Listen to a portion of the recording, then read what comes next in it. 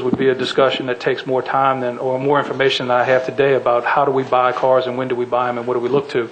The simple truth of the matter is we understand that if a cut has to come, it has to come, and we'll work within it. But I just wanted to be perfectly clear that, police officers use cars every day, and if we have to do it, we have to do that. Okay, so let's talk about take-home cars. Who or what non-sworn personnel in your department have take-home cars? There are 7 people in the police department. And who are they? Don Aaron, Chris Mumford, Kenitha Sawyers, Christine Reagan, Dr. Lorraine Green, Felicia Evans, Jonesta Nolan. So, I guess I can justify Don Aaron having a take-home car, and maybe Ms. Mumford.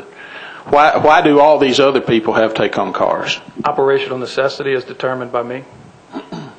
As determined by you. Do you have a take-home car? Yes, I do. Okay. And you take it home every night? Okay. Yes, I do. All right. Now, so explain to me why Ms. Reagan, just for instance, has a take-home car. I believe it's in the best interest of the department. That was a pretty short explanation. It's a pretty simple question. Well, I meant it to be a simple question.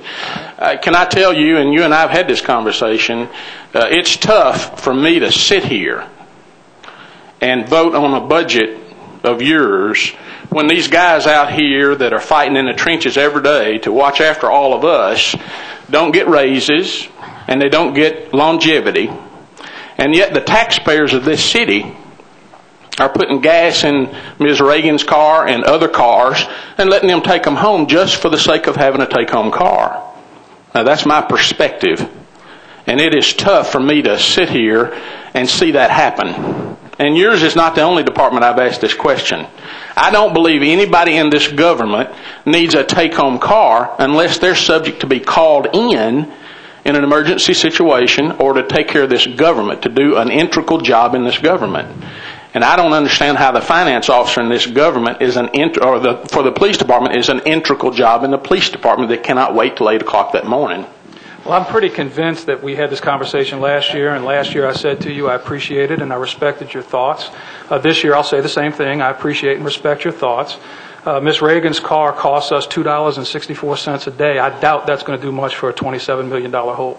So her car costs that. What's the gas cost that goes in it? That's what it costs. Okay. Because Ms. Reagan doesn't use the vehicle, nor do any of these people, for anything other than to go back and forth and be literally tethered to me, anchored to this police department. There's a misconception in minds of many that a take-home car is a perk of some sort.